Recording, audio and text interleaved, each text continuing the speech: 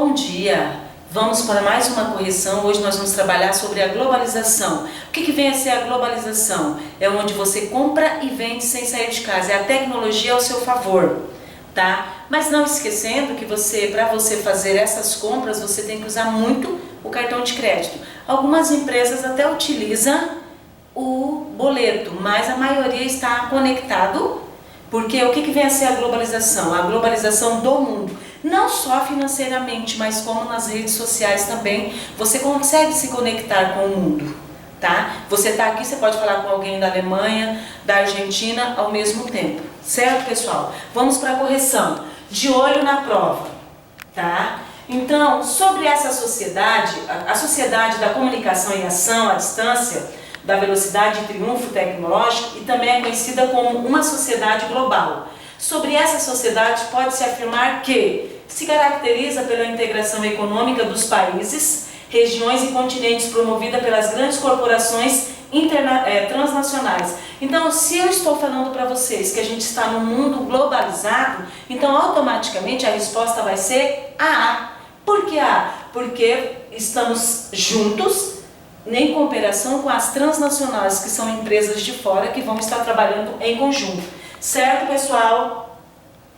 Competições, concorrências, vencedores, vencidos, ricos, pobres, abandonados à própria sorte, temos que exprimem as modalidades e os resultados do funcionamento de um sistema mundial, assimilado então ao desenvolvimento do capitalismo. Nunca na história da humanidade houve tamanha concentração e diferença no interior da comunidade humana. O fenômeno descrito nesse texto que eu acabei de ler para vocês, ele está relacionado ao quê? À globalização, ao efeito da globalização, porque essa globalização vai fazer com que a sociedade se interaja, tanto economicamente quanto socialmente, tá? A partir da Revolução Industrial, nós já trabalhamos a Revolução Industrial, pessoal. A Revolução Industrial foi o quê? Entrada de multinacionais, transnacionais nos países subdesenvolvidos. Lembra que vocês fizeram até cartazes para mim? Tá? Então, cada vez mais o processo de acumulação de capital, o que é esse processo de acumulação de capital? Dinheiro se internacionaliza, porque eu vendo e compro, tá? Ao longo do século XX, esse processo se caracterizou principalmente pelo quê? O aprofundamento da divisão do trabalho entre países e no interior dos próprios países dependentes, com o crescimento da industrialização associada ao grande endividamento externo. Porque nós sabemos que nós temos uma dívida enorme, mas o que acontece com a gente? Tá? Nós temos o que? A divisão do trabalho. O que é a divisão do trabalho? Onde a maioria da população economicamente ativa está no mercado de trabalho, fazendo com que esse capital, que é o dinheiro, gire entre compra e venda, tá? Aqui nós temos uma somatória, tá? Que aqui deu merrinho, que aqui é 57. Deu merrinho, tá, pessoal? O que acontece? Vocês vão somar tudo isso aqui, que no final da soma é simplesmente uma soma essa atividade. Vai dar 57, certo? Em busca de custos menores, empresas brasileiras abrem fábrica no Paraguai. China latino-americana com incentivos fiscais, o Paraguai quer ser plataforma de produção barata e livre de burocracia para abastecer o mercado brasileiro. Brasil responde por 2/3 do investimento feito no país, que em 3 anos ganhou 78 indústrias e 11 mil empregos. Então o que acontece aqui? O Brasil é investido por países de fora, mas agora o Brasil resolveu fazer o quê? Investir aonde? No Paraguai, certo?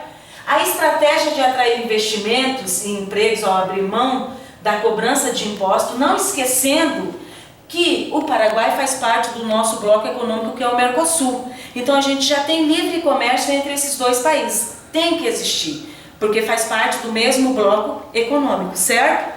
Tá? Vamos lá. O que significa transformar o Paraguai em uma China da América do Sul? Significa que o Paraguai está atraindo empresas por meio de incentivos fiscais e oferta de mão de obra. O que é incentivos fiscais, pessoal? A empresa ela só vai instalar se ela tiver o quê? Redução de imposto, porque ela vai ter que ter vantagem. Se não tiver vantagem, por que ela vai se instalar lá? Tá? Quais condições e vantagens são proporcionadas pela lei de Maquila para que as empresas se instalem no Paraguai? O que é preciso? Que 100% da produção seja exportada. O pagamento de 1% de taxa, que já é redução do incentivo fiscal.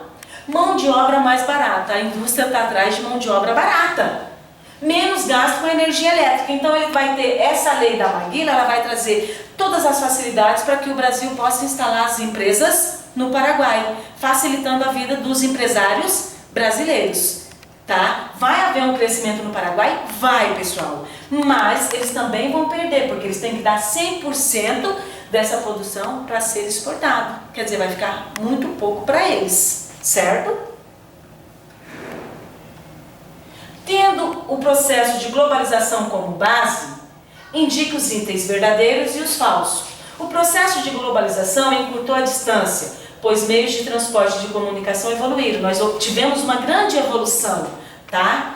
Os satélites artificiais contribuíram para a evolução dos meios de comunicação, claro, isso é verdade.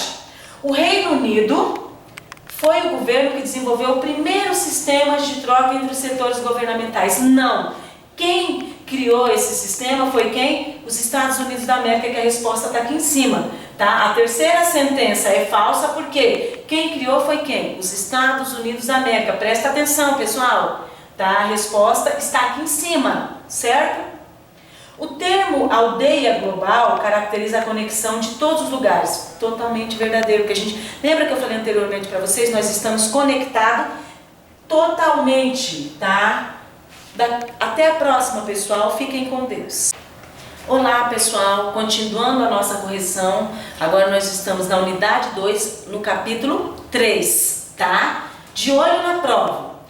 O termo BRICS tem sido utilizado para designar os países Brasil, Rússia, Índia, China e África do Sul, tá? Sobre esses países é correto afirmar que são considerados países emergentes, embora possuam diferenças expressivas entre si, no que diz respeito à população, ao território, aos recursos naturais e à industrialização, principalmente quando se trata da África do Sul, porque ela tem uma discrepância da desigualdade social, tá? Então aqui vai ser a letra B.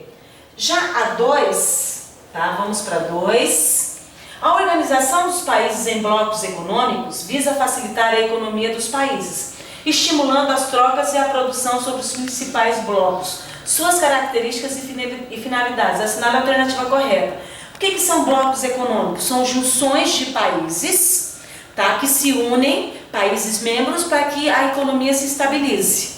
Então, o nosso bloco econômico é conhecido como Mercosul, o nosso, tá? Mas tem outros. O primeiro bloco econômico que surgiu foi a União Europeia, que foi o patamar de todos os blocos econômicos, ok? Então, aqui vai ser o quê? NAFTA, formado pelos Estados Unidos da América, ou do Norte, eliminou as barreiras tarifárias entre os seus membros. Por incrível que pareça, pessoal, o México faz parte do NAFTA. É México, Estados Unidos e Canadá que faz parte, tá? Desse NAFTA. Então, a 2, a letra E, certo? 3. Um dos fenômenos importantes da economia global é a formação de blocos econômicos. Sobre seus modelos, características e exemplos, pode-se considerar, tá, um mercado comum que permite livre circulação de capitais, produtos, serviços e pessoas. Um exemplo disso é a União Europeia, que eu disse para vocês agora, que foi o primeiro bloco econômico que surgiu. Então, quando você faz parte de um bloco econômico, tem a circulação de capitais, de dinheiro, porque está sempre junto, de produtos, serviços e pessoas, tá? Então, aqui vai ser a letra C, tá? 4. O aumento do número de acordos de integração nacional foi um dos principais eventos nas relações internacionais nas últimas décadas. Praticamente todos os países são membros de algum bloco e muitos participam de mais de um.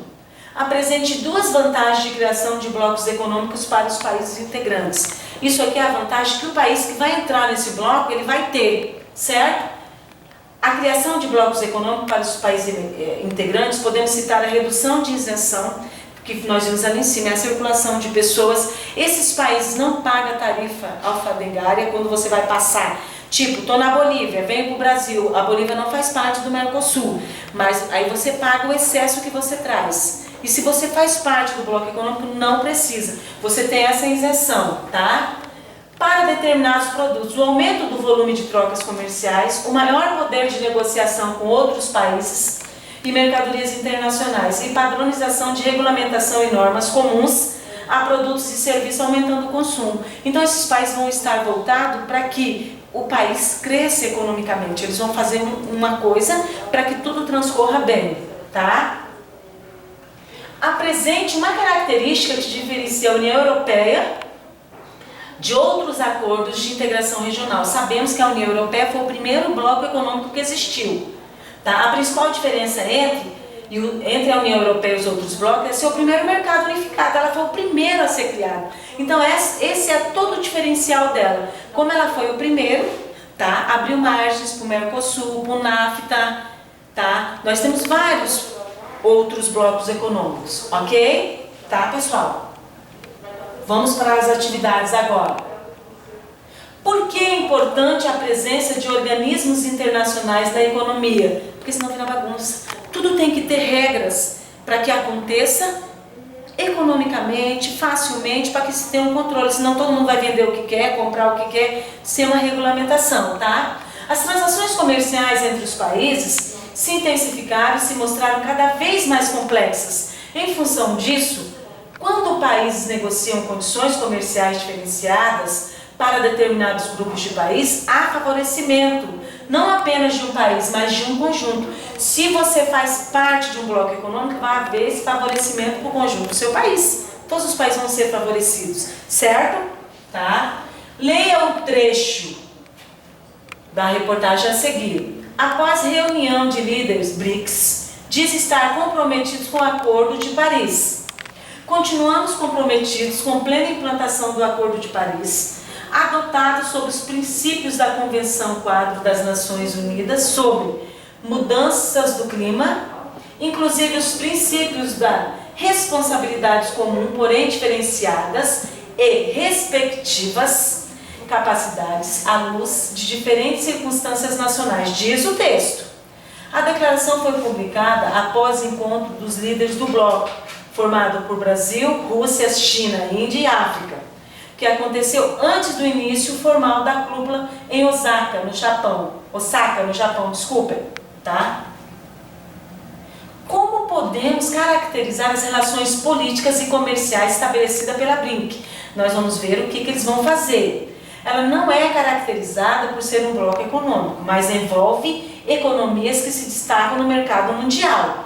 Isso favorece o diálogo e os acordos devido à vontade política de cooperação, bem como os investimentos e financiamento para as atividades realizadas pelos países membros. A BRIC também, pessoal, vai estar ajudando os blocos econômicos, os países que se juntou para melhorar ou tentar estabilizar a economia mundialmente falando, para deixar de ser um país subdesenvolvido para se tornar, principalmente é o caso do Brasil, desses países que estão relacionados, se tornar emergente. E eu já falei para vocês, um país ele só se torna emergente quando ele investe no quê? Saúde e educação, tá? Esse mapa conceitual vocês vão fazer posteriormente na apostila. Quando trazer para mim corrigir, ele tem que estar relacionado, estar feito, tá? Bons estudos para vocês, fiquem com Deus e até a próxima.